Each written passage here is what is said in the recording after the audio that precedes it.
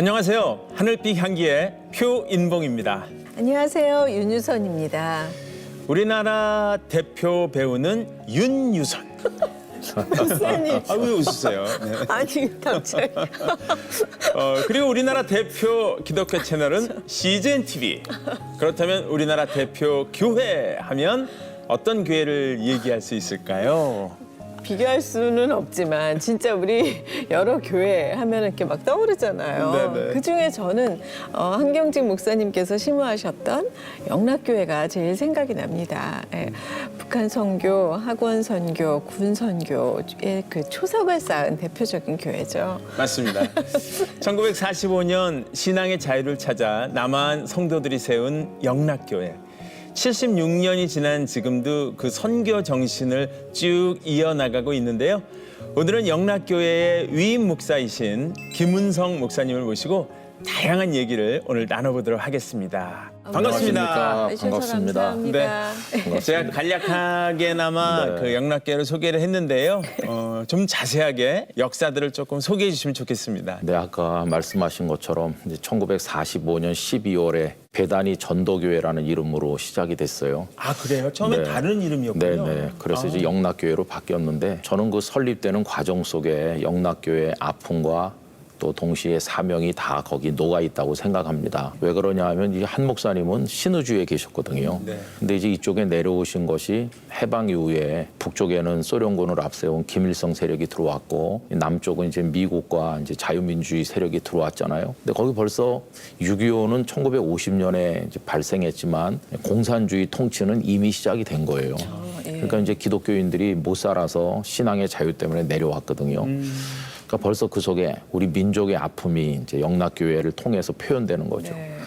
이제 그렇게 내려온 분들이 모이다 보니까 이제 급속하게 많이 모였어요. 그래서 1950년 6월 25일 그 아픈 날이 주일인 거 우리 다 알잖아요. 네네. 그날 주보가 이제 있어요. 6.25가 발생하던 날 사용하려고 만든 주보인데 그날 벌써 출석 성도가 4,000명 넘어요. 아, 그래요? 예. 그럼 어떻게 45년도 12월에 설립된 교회가 그렇게 성도가 갑자기 늘었을까? 이유는 북쪽에서 내려온 사람들이 거기서 모였기 때문이에요.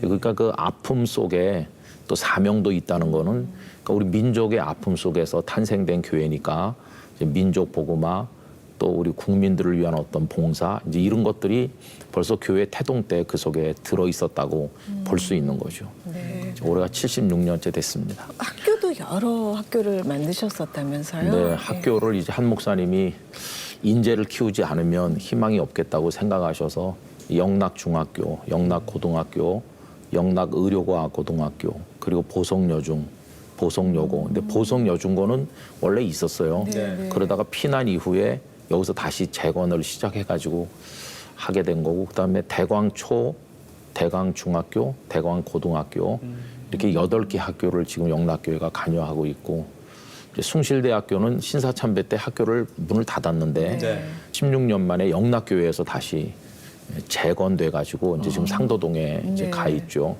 거기 가 보면 한 목사님 이제 흉상도 있고 예배당도 한경직 예배당이고 그래요. 그러니까 한 목사님이 그 교육을 통해서 우리 민족을 복음화해야 된다는 그게 굉장히 강했던 거죠. 네. 2018년도에 6대 담임 목사님으로 부임하셨어요. 네, 그렇습니다. 훨씬 전에 영락교회하고 인연은 되셨다면서요? 그러니까 저희 아버님도 이제 평양에 사시면서 7남매 낳고 잘 사시다가 네.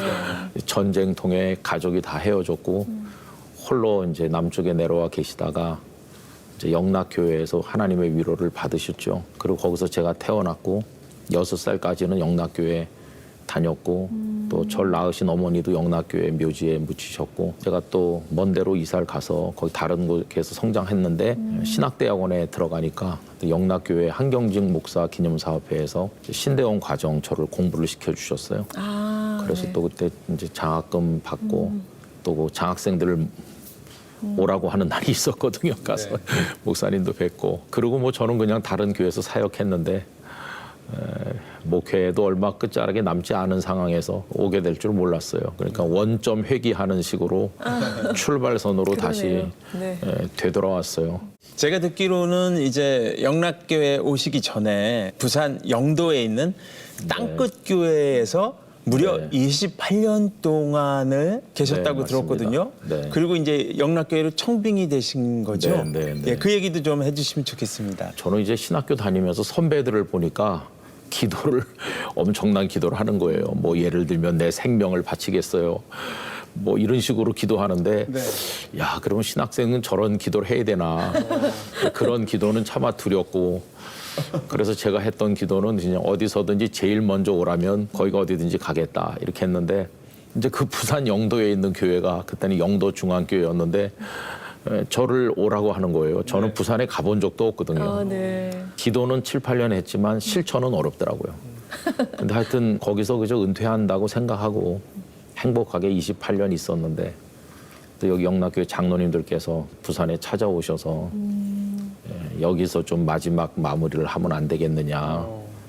그래서 쉽진 않았죠. 네. 28년 동안 그곳에 네. 계셨는데 네. 그 교회 성도님들은 정말 그렇죠. 네, 정이 너무 많이 목사님도, 들었죠. 떠나시기 어렵고 네, 성도님들도 또 많이 아쉬워하셨을 것 맞습니다. 같아요. 그 중간에 2번 다른 교회 청빙이 있었는데 그때는 성도들이 이제 끝까지 있자고 그래서 있었어요. 근데 이제 그때 어떤 장로님이 영락교회에서나 오라 그러면 모르지만 딴 데는 안 돼요. 이렇게 농담처럼 했는데 진짜로요? 이번에는 장로님들께서 그저 그렇게 하는 게 좋겠다 해주시고 그래서 저도 그저 한 10년 파송해주는 식으로 보내주시면 가서 또 섬기다가 나중에 다시 만납시다 이렇게 하고 그래서 이제 제가 위임하는 날도 거기 성도들이 많이 오셨고 네. 또 제 후임 목사님 그분 위임할 때 또 영락교회 성도들이 가서 또 축하하고 그렇게 잘 지내고 있습니다. 네. 어떻게 보면 저 두 교회가 네, 더 네, 네. 가까이 형제처럼. 지내게 네, 됐네요. 예. 네. 너무나 고맙죠. 네. 말씀을 이렇게 편하게 해주시지만 그렇게 성도님들의 사랑을 많이 받게 되는 비결이 있다면 뭘까요, 목사님? 뭐 비결이 뭐 없죠. 뭐 그냥 뭐 우선 오래 있어서 그렇고 두 번째는 하나님 은혜인데 진실하게 친해지면 그런 것 같아요. 네. 그러니까 친해진다는 게 뭐 격식이 없다 그런 뜻은 아니고 또 있지만은 또 마음의 진심으로 이렇게 다가서는 거죠. 거기 가난한 성도들이 참 많았는데 네. 저 가난한 할머니는 어머니 같이 그냥 같이 사는 거죠. 뭐. 네. 같이 먹고 그럼 교회에 있으면은 평일날도 목사님 계세요. 그럼 이제 내려가죠. 그러면 뭐 요 앞에 가서 된장국 먹자고 또 먹고 그런 식으로 사는 거죠. 네. 28년 있으면은 목회를 했다기보다는 같이 사는 겁니다. 가족 같은. 예를 들면 네. 우리 집에 아기가 태어나면 그냥 온 성도들이 키워주는 거죠. 목사네 오늘은 이 집에 가서 씻고 저 집에서 자고 뭐 이런 식으로 그냥 같이 사는 겁니다. 네, 네, 네.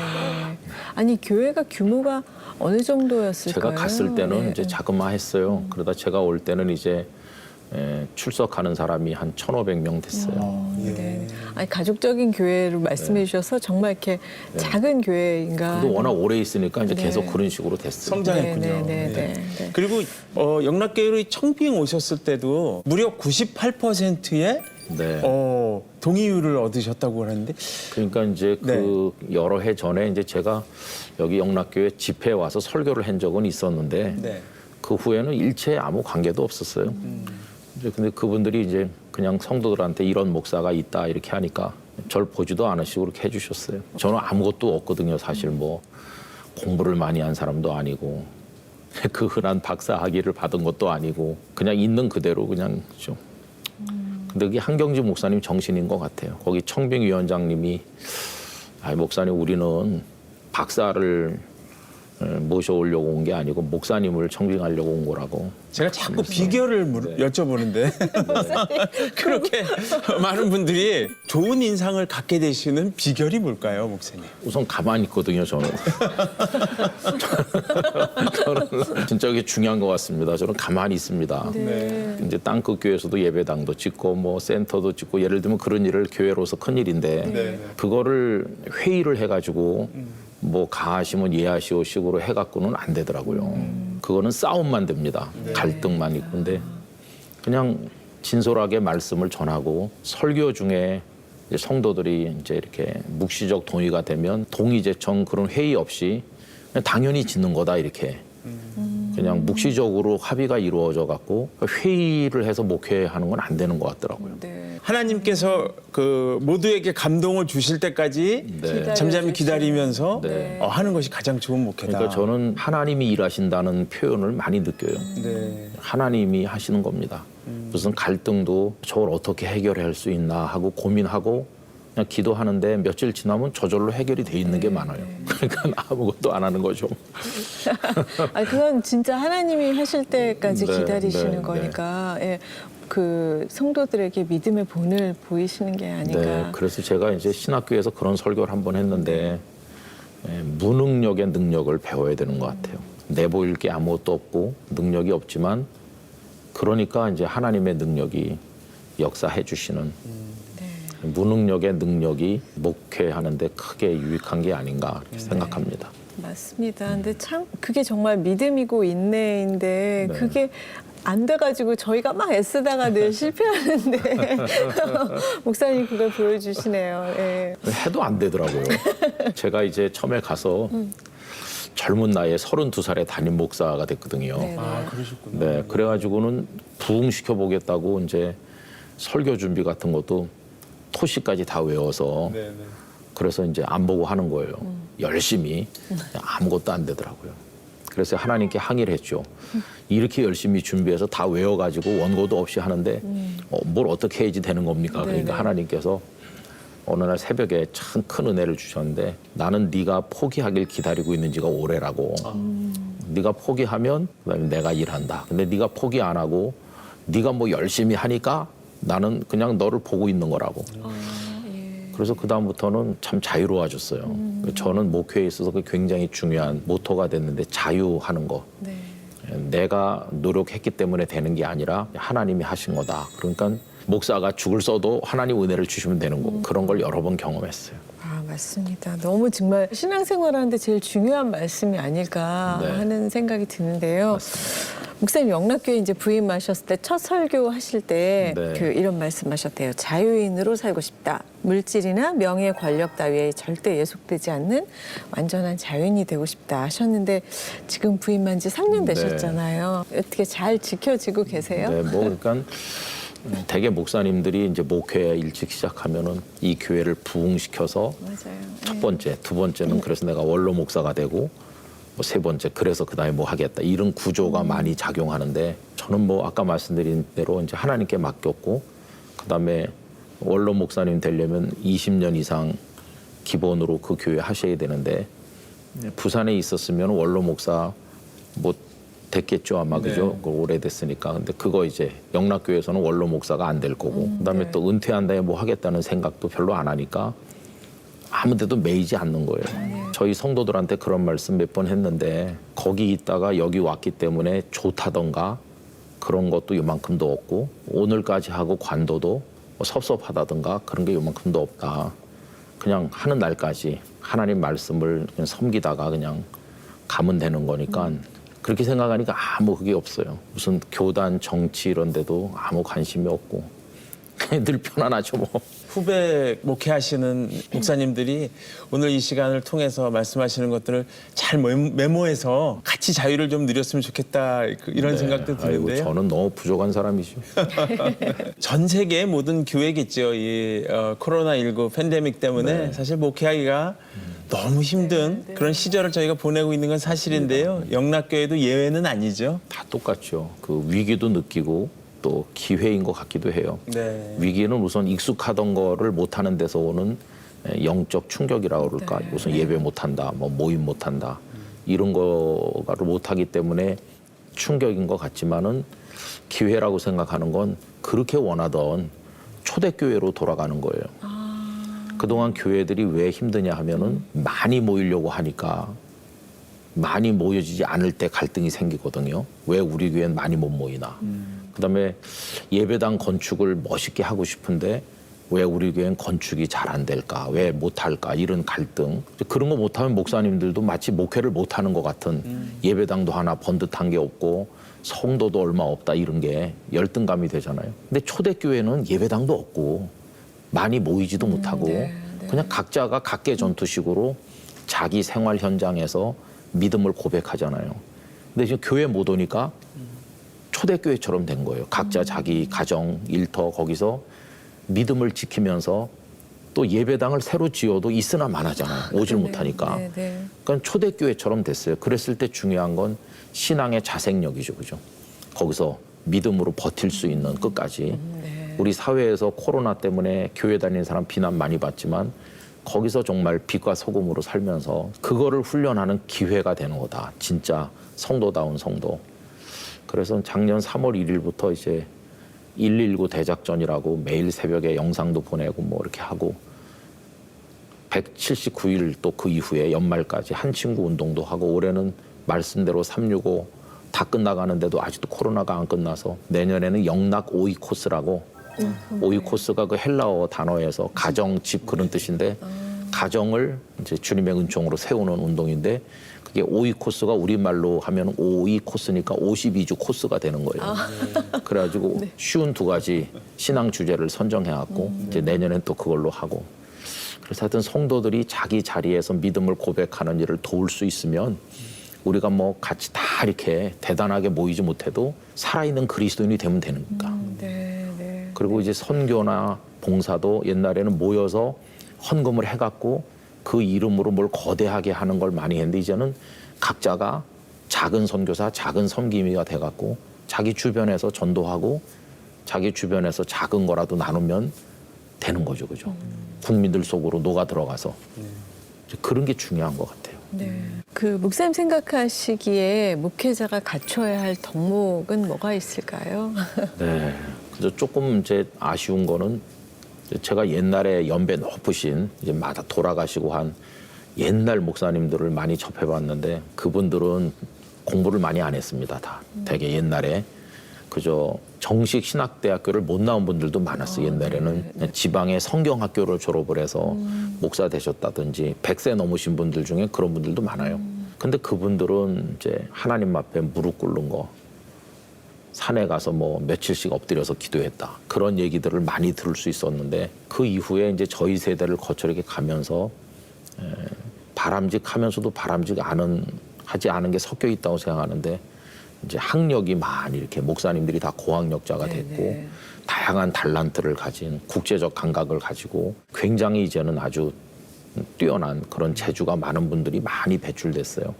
근데 반면에 예전 선배들이 가졌던 그게 잘 안 보이는 거죠. 요새는 뭐 어떤 목사님이 산에 가서 뭐 며칠 엎드려 기도했다는 얘기 들어보기가 어렵잖아요. 그러네요. 예. 그리고 제가 지방의 어느 교회 집회를 갔더니 참 감동받았는데 그 목사님이 그 교회에 부임한 지 그때 7, 8년 됐을 텐데 부임한 날부터 집에서 하루도 안 잤다는 거예요.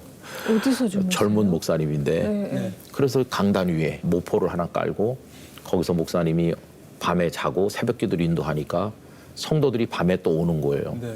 그래서 목사님이 밤 10시에 밤 기도를 인도하고 성도들은 돌려보내고 목사님 거기서 주무시고 새벽 기도 인도하고 가기를 그때까지 하루도 안 빼고 계속한대. 그래서 제가 굉장히 충격과 함께 감동받았어요. 뭐 거기서 자든 깨어있든 뭐 그런 게 중요한 게 아니고 좀 나이 볼 때 이해가 안 될 정도로 하나님께 올인하잖아요. 네. 저 요새 참 영적으로 이제 갑갑한 게 엘리야 시대의 그 우상의 선지자들과 싸웠잖아요. 네. 엘리야가 있어가지고 그 신앙의 맥이 이어진데 그 다음에 엘리사가 있었잖아요. 네.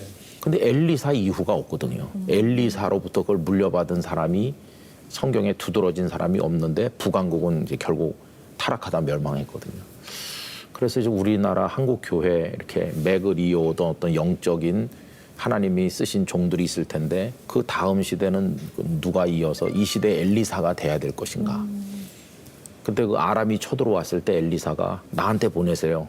여기 하나님의 사람이 있다는 걸 보여주겠습니다. 그런데 좀 대한민국의 기독교를 비난하는 사람들 앞에 여기 진짜 하나님의 교회, 하나님의 종이 있다는 걸 보여주겠다.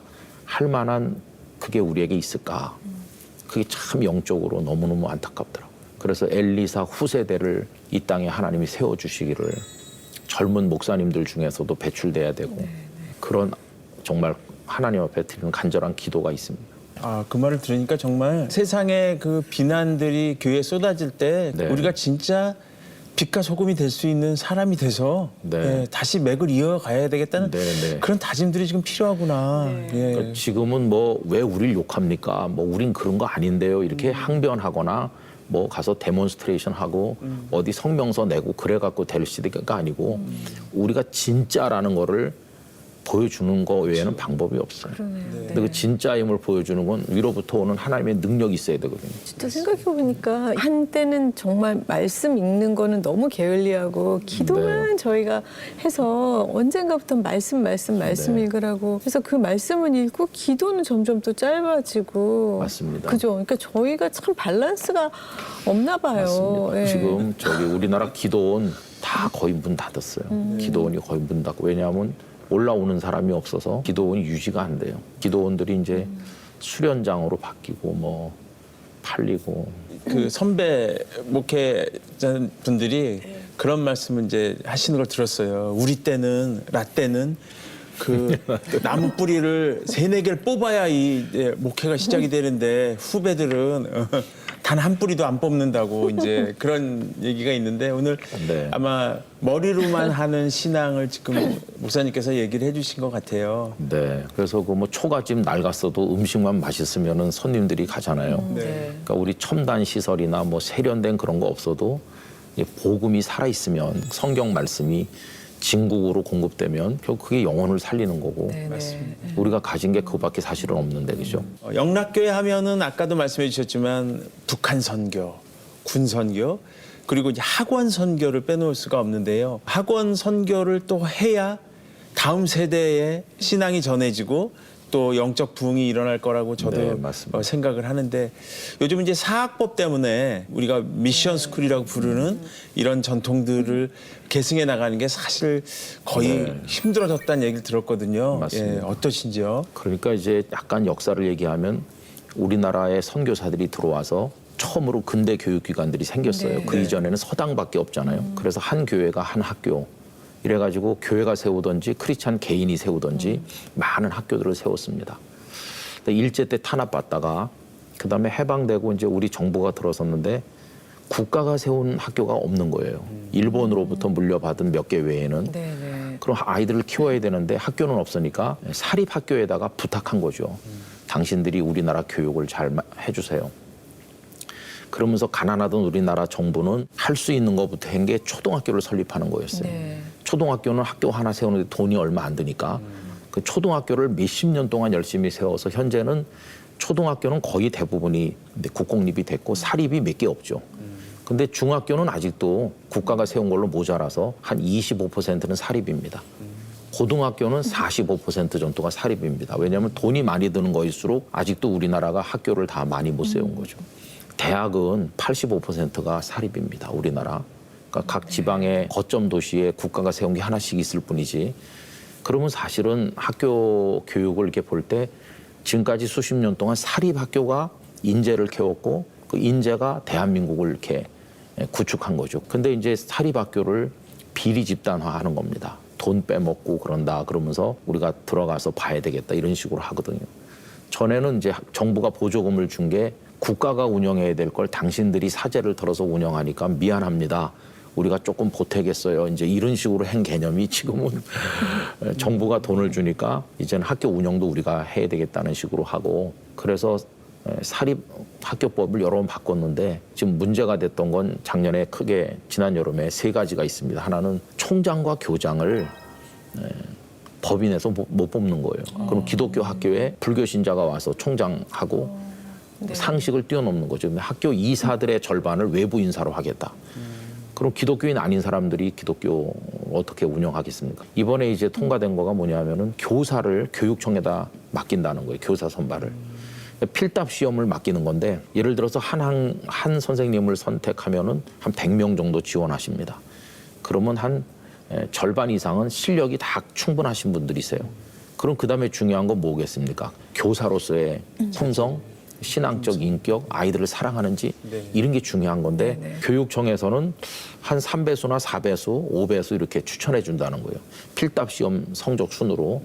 그러면은 그중에 사이코패스가 있다든지 성도착자가 있다든지 그런 사람이 어떻게 교사가 되겠어요? 이거는 이제 사립학교로부터 교원을 선발하는 권한을 이제 뺏어가면 사립학교는 있을 필요가 없는 거죠. 지금도 인권을 앞세워 갖고 성경 교육, 예배 이런 걸 못하게 하거든요. 그러니까요. 예. 그러니까 지금 사립학교 중에서도 기독교 사립학교가 위기인데 기독교 사립학교가 절대 다수입니다. 전체 사립 중에서. 또 불교나 캐톨릭이나 이런 데서 세운 학교들은 많지 않아요. 기독교 사학이 절대 다수고. 결국은 우리는 건학 이념을 구현하게 해달라. 재정 문제는 정부가 와서 감사를 다 하고 투명하게 다 하시고 우리는 건학 이념을, 이건 자유민주주의 국가에서는 학생은 교육을 선택해서 배울 수 있는 자유가 있어야 되고 그렇죠. 예. 부모는 우리 애를 원하는 교육을 시킬 자유가 있어야 되고 그렇죠. 학교는 예. 학교가 원하는 교육을 시킬 수 있는 교과 과정 편성의 자유가 있어야 되는데 지금 교육부가 정한 걸 전 모든 학교가 똑같이 합니다. 붕업 방식으로 어느 학교 다녀도 똑같은 교과서로 똑같은 교육 과정 이래가지고는 국가 경쟁력도 없어요.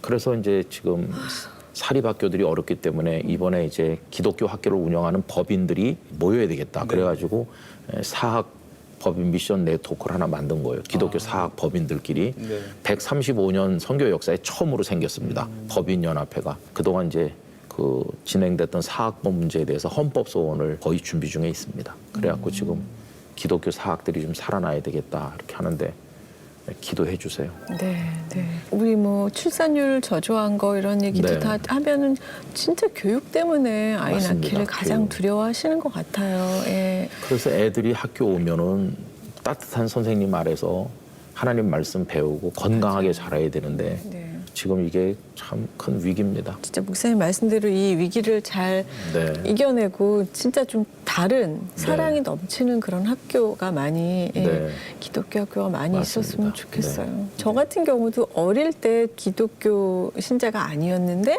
네. 초등학교 때 미션 스쿨을 다녔던 영향이 꽤 있는 네, 네, 생각이 네, 들거든요. 그렇군요. 그때 절대적이죠. 예배드리던 게. 네. 어려서 배운 것이. 네, 네. 방금 얘기해 주신 그 내용을 사실은 오늘 저도 저런 내용이었구나라는 걸 네. 처음 알았어요. 어떻게 보면 이게 언론이나 이런 데서 보도되는 방향에 따라서 저희가 느껴지잖아요. 맞습니다. 그러니까 사학에 문제가 많다는 걸 자꾸만 이렇게 보도하면 그런 눈으로만 보게 맞습니다. 되는데 지금 그렇게 볼 것이 아니라 그 다양한 교육의 그 내용들을 사학이 담아낼 수 있는데 그게 이제 하향 평준화되면서 함몰되는 맞습니다. 것들이 많아지니 네. 다 같이 이런 걸 좀 들여다보자라는 그런 캠페인도 계속 해야 될 것 같아요. 네, 보면은 요새 이슈가 되는 게 자사고 네. 이런 걸 없애겠다고 하잖아요. 그 대광고등학교는 자사고입니다. 자율형 사립고등학교인데 정부 지원을 전혀 안 받고 학생들이 대학 등록금 수준의 등록금을 내면서 내가 배우고 싶은 걸 배우겠다고 해서 모인 학교가 자사고거든요. 네. 네. 그러니까 이제 거기는 완전히 100% 자율적으로 그 교과 과정을 편성해서 배우고 싶은 걸 가르칠 수 있어야 되는데 자사고를 없애겠다고 하는 거예요. 이게 없어진다는 거는 대한민국 교육에는 자유민주주의가 없는 겁니다. 그렇죠. 획일화된 네. 어떤 이념을 교육하는 거죠. 그러니까 우리나라 미래가 걱정이죠. 교육의 결과는 한 20년 후에는 나타납니다. 예, 예. 네. 그러면 나라가 어떻게 돼 있을지가 걱정이죠. 저는 그 큰 차이를 공립고등학교와 사립고등학교의 차이를 아주 많이는 모르겠지만 너무 학교 스스로가 다 교육을 학원에 맡기는 맞습니다. 걸 인정하게 되는 시스템이 네. 진짜 안타까운 것 같더라고요. 선생님들이 교실에서 꾸중을 심하게 하지도 못해요. 애들이 다 자도 그건 또 인권이라는 것과 연결시켜가지고 네. 야단도 못 쳐요. 어떤 게 사랑인지 잘 모르겠어요. 그러니까요. 그러니까 너무 신뢰가 서로 무너진 게 네, 진짜 네. 안타까운데 맞습니다. 예. 그 비리 학교를 얘기하는데 사학의 비리를 퍼센테이지를 따져보면 정말 적습니다. 그런데 그게 모든 사학은 다 비리 집단인 것처럼 이렇게 덮어 씌워가지고 보도하면은 일반 국민들은 이런 내용을 모르시고 그 사학은 다 없어져야 된다 이제 이렇게 하는데 정말 이제 여론을 왜곡하는 거죠. 앞으로 어쨌든 그런 더 많은 논의와 노력 네. 또 지원 그런 걸 위해서 저희도 기도하면서 네. 그걸 함께 좀 살펴봐야 될 것 같은데요. 맞습니다. 네. 영락교회가 운영하는 학교 중에서 대강고등학교 자사고라고 그랬잖아요. 네. 거기에 이제 잘 몰라서 지원을 안 해요. 왜냐하면 수백만 원의 등록금을 낸다는데 어떻게 이렇게 하죠. 근데 우리 부목사님들 자녀들이 고등학생이 많잖아요. 부목사님들 자녀들은 거의 돈을 안 낸다고 봅니다. 그 해당이 돼요. 그 소득 수준이나 이런 게. 그러니까 무조건 지원하면 자사고 교육을 받을 수 있는 거죠. 그다음에 경제적으로 어려운 분들 사회 통합형 모집이 20% 가능해요. 그러니까 경제적인데 매이지 말고. 전형이 있군요. 네. 예. 그러니까 지원하면 그런 학생들은 양질의 교육을 쉽게 받을 수 있고 기숙사도 올 수 있고. 그래서 대광에 또 많이 관심을 가져주시기를 부탁드립니다. 아, 네네. 목사님 솔직히 이제 제가 아이를 키운 엄마로서 미션 스쿨이 요즘 세상에 네. 어떤 차이가 있을까 하는 궁금증도 좀 있습니다. 우선 그 네. 목사님이 여러분 계시다는 것부터가 다르죠. 네네네. 모든 학교 행사에 기도하고 예배드리고 저도 몇 차례씩 하고 네. 그리고 뭐 하여튼 그 성경도 가르치고 다 해요. 과목은 성경이라고 안 하고 있지만은 그 아이들이 지금 더 그래도 선생님하고 친밀한 그런 관계가 유지되고 있다고 네, 여기 이제 기대해도 보석 요구 될까요? 같은 경우는 학부모들한테 조사했어요. 왜 보석 요구를 그렇게 지망하냐? 그랬더니 따뜻한 선생님. 그게 압도적인 일입니다. 선생님들이 아이들을 사랑해 주는 거. 그건 진짜 많이 좀 알려지면 좋겠다는 근데 생각이 그걸 선전할 드네요. 수 있는, 알릴 수 있는 기회가 없어요. 입에서 입으로 이렇게. 그렇죠. 네네. 그 목사님은 어릴 때는 어떤 어린이셨는지 갑자기 궁금해졌습니다. 그냥 조용한 성격이죠. 왜냐하면은 네. 연세 많으신 부모님하고 저만 있었거든요. 교회 안 다녔으면은 정말 바보가 됐을지도 모르는데 교회에서 친구들 만나고 누나 형님들 만나서 성격 개발도 되고. 그럼 목사님 혼자세요? 그러니까 이제 제 밑에 동생이 있는데 네. 동생을 낳고 어머니가 이제 출산 과정에 잘못되셔서 돌아가셨거든요. 네. 아침에 제 동생 태어나고 낮에 돌아가셨거든요. 그래서 제 동생은 이제 남의 집에 갔어요. 그리고 저만 이렇게 절 키우러 오신 어머니랑 같이 아버지랑 저랑 세 식구 그렇게 컸죠. 제 동생도 잘 커서 나중에 다시 만났어요.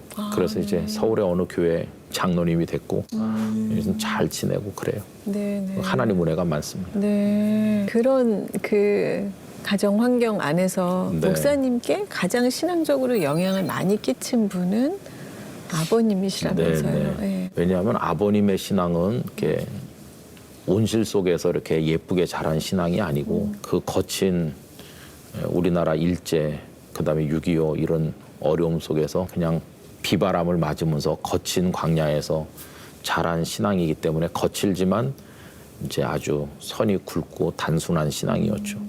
제가 이제 부산에서 오라고 그러는데 제일 먼저 오라는데 가겠다고 기도는 했지만 늙은 부모님 서울에 계시게 하고 나 혼자 부산까지 가는 게 잘 안 되더라고요. 근데 이제 아버님께서 몇 달을 결정 못하고 끌고 있는데 너 벌써 거기 가 있어야 된다. 네가 기도를 그렇게 했으니까. 네가 그 기도를 그렇게 하고 가지 않는 건 하나님을 안 믿는다는 증거일 뿐이지 진짜 하나님 믿으면 기도대로 실천해야 되는 거고. 근데 늙은 부모 핑계 댈 거 없다. 왜냐하면은 네가 안수 받는 날 우리는 하나님 오늘 날짜로 우리 집에 주의 종이 한 명 생겼고 그 대신 아들은 없습니다. 이렇게 기도했으니까 너는 부모 핑계 대지 말고 최우선을 하나님의 뜻을 따르는 데 둬야 된다. 우리 두 사람은 하나님 알아서 살게 할 거니까 부산에 가라. 그래서 이제 간 거죠. 그러니까 아버님의 신앙은 실천적인 신앙이고 그저 고생 많이 하셨지만은 하나님을 믿는 게 뭔가를 보여주는 신앙이죠. 신학교 강의실에서 못 배우는 그런 신앙. 근데 아버님 말씀 너무 감동되는데요. 사실 성경에 많은 인물들이 등장을 하는데요. 공동체를 이끌어 가실 때 하나님께서 뭐 각 사람을 다 만나 주시긴 하지만 특별히 이제 리더를 통해서 네. 하나님께서 이렇게 공동체를 운영하시는 그런 장면들이 많이 있잖아요. 이제 영락교회라는 공동체의 리더로서 어떤 비전을 가지고 가실 건지 궁금합니다. 영락교회 그러면은 아까 처음에도 말씀드린 것처럼 한국교회 대표적인 교회다 이렇게 인식을 하고 또 한경직 목사님이라는 한 인물 몇 해 전에 우리나라 사람들 대상으로 한국 개신교 그럴 때 제일 많이 떠오르는 사람이 누구냐 이렇게 하니까 1번이 한경직 목사님이었고 2번이 주기철 목사님 이렇게 나가더라고요. 그가 그 그늘이 너무 커서 이제 다 거기 어떻게 보면 묻혀 있다고도 할 수 있어요. 그럼 한경직 목사님이 안 계셨을 때 영락교회는 어떤 교회일까 하면 이게 대답하기가 조금 어렵죠. 그래서 저는 이제 성도들한테 한경직 목사님을 존경하되 이제는 그 다음을 또 준비하는 교회가 돼야 된다고 하는 얘기를 자주 했어요. 그리고 저는 오래 있을 사람은 아니기 때문에 한 10년 정도 사역하는데 제 앞에 계시던 목사님께서는 원로 목사님이 되셨지만 그 앞에는 또 한 10년씩만 하셨어요.